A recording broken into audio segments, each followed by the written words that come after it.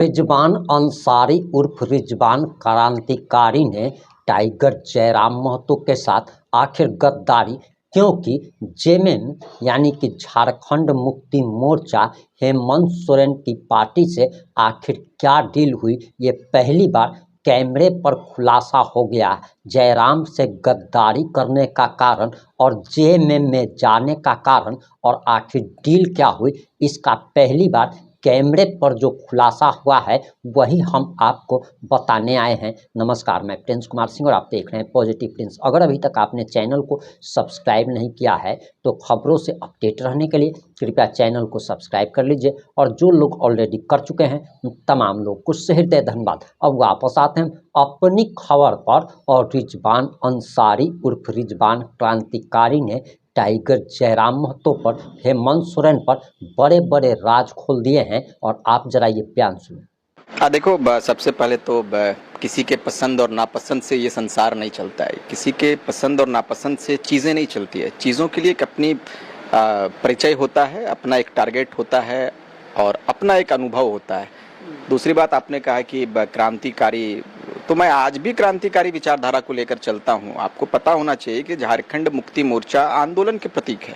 झारखंड मुक्ति मोर्चा ने आदरणीय दिशोम गुरु की अगुवाई में आदरणीय विनोद बिहारी महतो, AK राय और तमाम नेताओं का जो एक समावेश था, उस वक्त जो चला था, एक कारवां चला था, वो क्रांतिकारी विचारधारा के साथ चला था। आज मैं जिस पार्टी में हूँ वो स्वतः एक आंदोलन के प्रतीक वाली पार्टी रही है और बिल्कुल बहुत कुछ सीखने को भी मिलता है। और आप कह सकते हैं कि इस राज्य को अलग करने में इनका एक बड़ा योगदान रहा है। तो आप कह सकते हैं कि मेरी भी विचारधारा वही है। क्रांतिकारी विचारधारा को कल भी लेकर चल रहा था, आज भी लेकर चल रहा हूँ। तो जेएलकेएम तब तक ठीक था जब तक आपको मनपसंद सीट नहीं दिया गया। हम थोड़ा सा फ्लैशबैक जाना चाहते हैं। दरअसल हमें लग रहा है कि ठीक जिस दिन आप झारखंड मुक्ति मोर्चा का दामन थाम रहे थे, उससे ठीक एक दिन पहले हमारे साथ आप इंटरव्यू कर रहे थे, और उसके बाद 6 महीने का वक्त गुजर गया है और शायद हम आज आपका इंटरव्यू कर रहे हैं जब आप जेएमएम में हैं। उस वक्त ठीक आप गांडे से चुनाव लड़ने वाले थे, नॉमिनेशन की प्रक्रिया आपने पूरी कर दी थी, और उसके बाद अचानक से आपके दिलो दिमाग में ऐसा क्या आया, आपने क्या देखा कि अचानक आपको लगा कि नहीं भाई, हमारे साथ हमको यहाँ से चुनाव नहीं लड़ना, और आप एकदम बैकअप कर लेते हैं? ये देखो, मैंने चूंकि मैं जिस पार्टी को मैंने सींचा, जिस पार्टी के लिए मैं जेल के सलाखों के पीछे गया, चलो ये मेरा सौभाग्य रहा कि मैं जेल के अंदर गया। बड़े बड़े आप जितने भी आंदोलनकारी हो या स्वतंत्रता सेनानी हो, जितनी बातें करेंगे आप, कहीं ना कहीं उनके बैकग्राउंड को यदि देखेंगे तो वो जेल का वो सफ़र को तय करके आया था। तो ये मेरे लिए सौभाग्य की घड़ी थी, मैंने उसको प्राप्त किया। मेरे लिए खुशनसीबी की बात है। बहरहाल अचानक जाना, आपने कहा कि अचानक, तो कुछ चीज़ें ऐसी होती है जिसको तो पहले भी जा सकते थे ना। आप नॉमिनेशन करवाते हैं, आपका नाम का घोषणा हो जाता है, कार्यकर्ता यहाँ पर जो है वो आपके लिए मेहनत करते हैं, जो भी ठीक है। कहा जाता था कि भाई गांडे में उतना जनाधार नहीं था आपका, लेकिन फिर भी जो लोग सक्रिय रूप से यहाँ काम कर रहे थे वो उन्होंने तो बहुत मेहनत किया आपके लिए। नहीं, मेहनत मैंने भी किया, लेकिन कुछ चीज़ें ऐसी होती है जो मुझे लगता है कि पर्दे के अंदर रहती है। और मैं चूंकि आदरणीय जयराम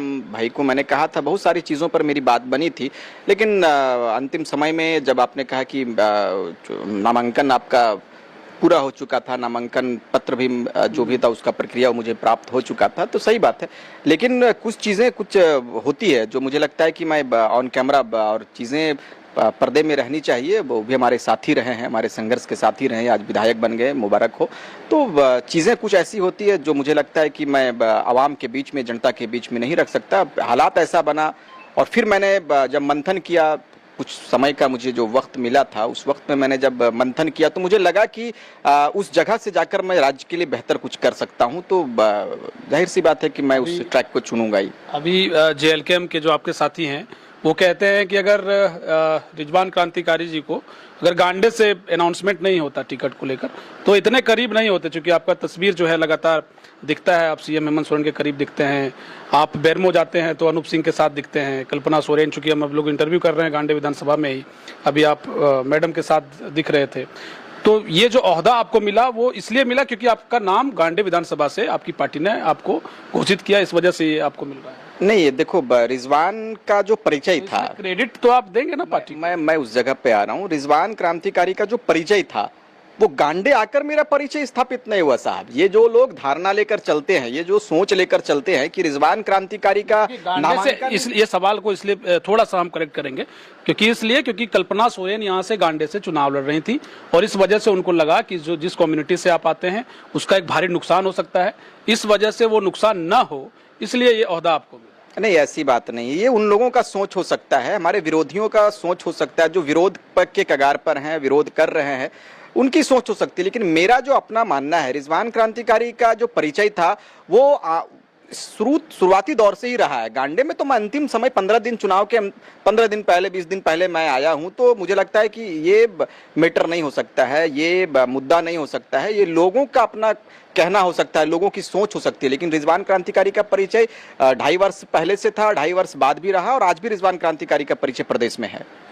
कई लोग आप पे आरोप लगाते हैं कि जिस वक्त आप चुनाव में चले गए, वापस नामांकन आपने किया और उसके बाद आप जेएमएम में चले गए, कई लोगों ने आप पर आरोप लगाया। कई लोगों का कहना है कि भाई उन्होंने एक मोटी रकम ली, गाड़ी ली, बॉडीगार्ड मिला, तो अपना इनका एक रसूख जो है, जो इसको इनको चाहना था, चुनाव नहीं जीतते, कम से कम उनको जो चीज़ चाहिए था, एक आर्थिक रूप से वो मजबूती भी उन्होंने पाया और जो उनको चाहिए था वो शायद उन्होंने। आज भी मैं दोस्त की गाड़ी में आया हूँ साहब, आप मेरी गाड़ी को देख लो, स्कॉर्पियो गाड़ी है, वो भी मुझे लगता है कि पीछे का टायर घिसा हुआ है। तो ये गाड़ी से याद आया कि भाई अभी आपकी डिफेंडर दिख रही थी, लग रहा है लोग कह रहे थे कि देखो यार बहुत लगता है ज्यादा पैसा आया है, कहीं का डिफेंडर खरीद लिए 1.5 करोड़ का। नहीं, डिफेंडर मित्र का है, उसके नंबर से आप सर्च कर सकते हो। हमारे एक झारखंड मुक्ति मोर्चा का व्यवसायी प्रकोष्ठ का जिला अध्यक्ष अभी नवनिर्वाचित हुए हैं धनबाद जिला से, भाई उन्हीं का गाड़ी है, पता कर लो। मुझे कहा गया था कि आप मेरे गाड़ी में चलोगे, मैंने कहा कि चलो। आज भी मैं अपने मित्र के गाड़ी में आया, स्वयं का खुद का मेरी अपना कार भी नहीं है, अपनी गाड़ी भी नहीं है। मैं आज दोस्तों के साथ आया हूं और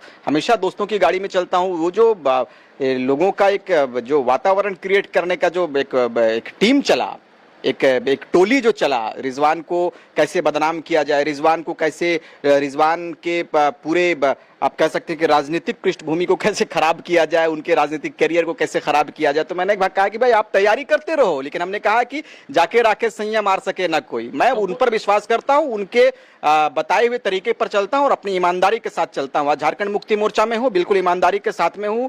कोई कह नहीं सकता है कि मैं 2 रुपया लिया हूं या 2 रुपया दिया हूं, कुछ नहीं, बिल्कुल ईमानदारी के साथ, निष्ठापूर्वक।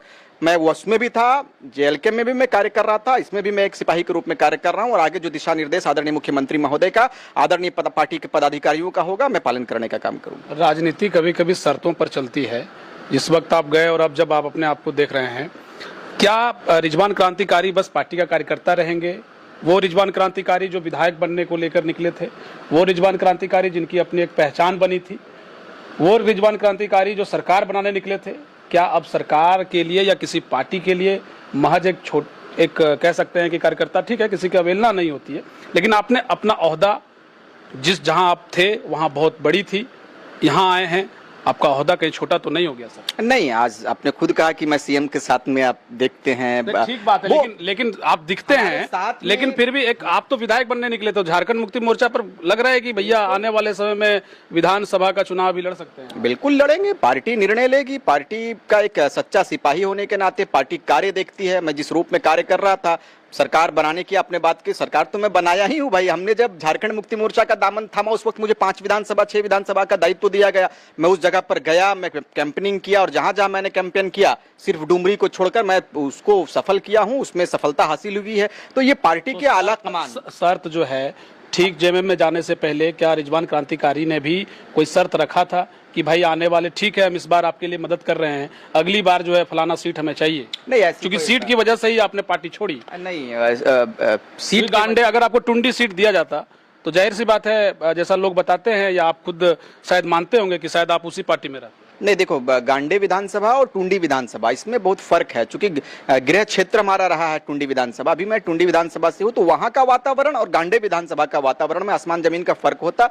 रही बात शर्त की, तो आदरणीय मुख्यमंत्री महोदय पार्टी के केंद्रीय अध्यक्ष हैं, अभी पार्टी के तमाम पदाधिकारी मुझसे बिल्कुल, मैं उनसे एक सिपाही के रूप में मिलता हूं। अगर दायित्व दिया जाएगा तो निर्वहन करूंगा मैं। बिल्कुल, मैंने उस वक्त भी कहा था, आपने सुना होगा कि मैंने कहा था कि मैं निष्ठावान तरीके से कार्य कर रहा हूं, प्रदेश के लिए कार्य कर रहा हूं और मेरा कार्य मुझे सफलता की ओर लेकर जाएगा। इसमें भी मैं हूं, मैं कार्य कर रहा हूं। झारखंड मुक्ति मोर्चा में बिल्कुल निष्ठावान तरीके से काम कर रहा हूं, एक पक्का सच्चा सिपाही के रूप में काम कर रहा हूं। मेरा कार्य बोलेगा कि मुझे सफलता किस रूप में दी जाएगी? तो डुमरी से खूब जो है तस्वीर निकलती है। अभी जयराम महतो जी कुछ दिन पहले प्रतिभा सम्मान समारोह का उन्होंने आयोजन किया और उन्होंने जो अपना वादा किया था कि 75% जो है हमारी सैलरी वो जनता के बीच खर्च की जाएगी। छात्राओं के बीच में उन्होंने 75% जो है अपनी सैलरी उन्होंने लोगों के बीच रखा। और सबसे जो बड़ी बात है कि उस वक्त उनके प्रोग्राम में जो है राज्यपाल पहुंचते हैं। हम उस प्रोग्राम में गए भी थे। कई लोगों ने कहा कि एक ऐतिहासिक प्रोग्राम है और शायद इस तरह का प्रोग्राम जो है अन्य जो विधानसभा है वहाँ भी विधायकों को करना चाहिए। आपका इस पर क्या राय? आपने कहा कि राज्यपाल महोदय आते हैं। अरे भाई बड़ी अच्छी बात है। मुझे याद आया कि राज्यपाल महोदय से इतनी नजदीकी आदरणीय है जयराम कुमार महतो जी का है, माननीय डुमरी विधायक का है। मेरी मुबारकबाद, मेरी शुभकामनाएं उनके साथ है। मित्र रहा है, आंदोलन के साथी रहे हैं। मेरी शुभकामनाएं कि राज्य के लिए बेहतर करे। लेकिन आदरणीय राज्यपाल महामहिम के समकक्ष इनकी हाजिरी होती है लगातार। मुझे लगता है कि हर सप्ताह मिलते होंगे साहब, भले सोशल मीडिया पर तस्वीरें ना। अच्छी बात है ना, अपनी समस्याओं को मैंने कहा नहीं, मैं तो कहता हूं ना कि आप 32 की लड़ाई लड़ रहे थे, मैं भी 32 की लड़ाई लड़ रहा था। आप एक संवैधानिक पद पर आ गए हैं। राज्यपाल महामहिम के पास मामला अटका हुआ है। साहब से निवेदन होगा, आदरणीय डुमरी विधायक महोदय से भी निवेदन होगा कि आदरणीय मुख्यमंत्री और इंडिया गठबंधन की ओर से वहां तक प्रपोजल को ले जाया गया, वहां रोका गया है। आप आदरणीय महामहिम को बोलकर उसको 1932 वहां जो 9वीं अनुसूची है उस पर काम कीजिए। सरकार साहब आप यहां से पहल कर सकते हैं, आप कीजिए। पूरे राज्य के लोग आपकी सराहना करेंगे। केवल राज्यपाल महामहिम के पास जाकर फोटो खिंचवा लेने से समस्याएं का जो समाधान है वो नहीं होता। आप उस पर कार्य करो, आप उस पर एक बड़ा पहल करो और मुझे लगता है कि राज्य के लिए एक बड़ा पैगाम भी होगा कि आदरणीय जयराम कुमार महतो ने 1932 के खातिर राज्यपाल महामहिम के पास जो इंडिया गठबंधन की ओर से आदरणीय हेमंत सोरेन की ओर से पिछले बार जो भेजा गया था प्रस्ताव, उस पर इन्होंने संज्ञान लेते हुए उसको आगे भेजने का कार्य किया है। जयराम महतो जी से आपकी बातचीत हुई कभी जब से आप जेएमएम में गए? नहीं, विधानसभा में 1-2 बार मुलाकात हुई है। एक बार मैं मॉल पे गया हुआ था धनबाद में किसी कार्य को लेकर, तो वहां पर मुलाकात हुई है। होता है, बातचीत हुई है? बिल्कुल बातचीत हुई है, मुलाकात हुई है, बातचीत हुई है। वापस ऐसा लगता है कि भाई जेल के हम वापस रिजवान जो है आ सकते हैं? नहीं, बिल्कुल। अभी झारखंड मुक्ति मोर्चा में बेहतर रूप से ही आगे बिल्कुल कार्य करेंगे और झारखंड मुक्ति मोर्चा का एक सच्चा सिपाही बनकर रहेंगे। मित्रता रहेगी हमेशा। मैंने तो कहा है कि भाई मेरा किसी से शत्रुता नहीं है, मेरी किसी से दुश्मनी नहीं है।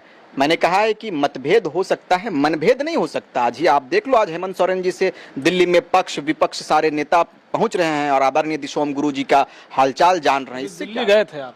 जी मैं गया था। हालचाल उनका अभी गुरु जी की कैसी? बिल्कुल, अभी पहले से सुधार है। आदरणीय मुख्यमंत्री महोदय से जो जानकारी प्राप्त हुई है कि पहले से बेहतर है और बेहतर दिशा में हम लोग प्रार्थना भी करते हैं, दुआ भी करते हैं, ईश्वर से खुदा से दुआ भी करते हैं कि आदरणीय दिशोम गुरु हमेशा हम लोगों के बीच में उनका आशीर्वाद बना रहे और इस राज्य को अपना आशीर्वाद देते रहें। सवालों का फहरिस्त थोड़ा लंबा हम छोड़ते हैं, लेकिन एक सवाल के साथ, चूंकि ये अंतिम सवाल, इसको समझिए। गांडे विधानसभा छोड़ के गए, टुंडी को आपने माना कि टुंडी आपके लिए मजबूत सीट था। अब झारखंड मुक्ति मोर्चा में है, कौन सी ऐसी सीट है जहां रिजवान क्रांतिकारी जो है सक्रियता जो है उनकी बढ़ी हुई है, या फिर आपने रखा है ये? मैंने 2.5 साल 3 साल हमने राज्य के लिए लड़ा। जब जेबी एसएस था उस वक्त था, फिर जेबी कैसेस हुआ, फिर जेएलके पार्टी बनी, तो एक बड़ा वक्त रहा है। अभी झारखंड मुक्ति मोर्चा में हूँ और झारखंड मुक्ति मोर्चा का सरकार गठन हुए इस बार 6-7 महीना हुआ ही है। अभी इंतजार कीजिए, अभी पूरा 4 वर्ष है, बीच में मुलाकात होगी आपसे तो डिस्कशन अच्छा होगा। आपने पूरा बयान सुन लिया होगा। अब आपकी क्या प्रतिक्रिया है, अपनी प्रतिक्रिया जरूर दीजिएगा। जुड़े रहें हमारे साथ। जय हिंद, जय भारत।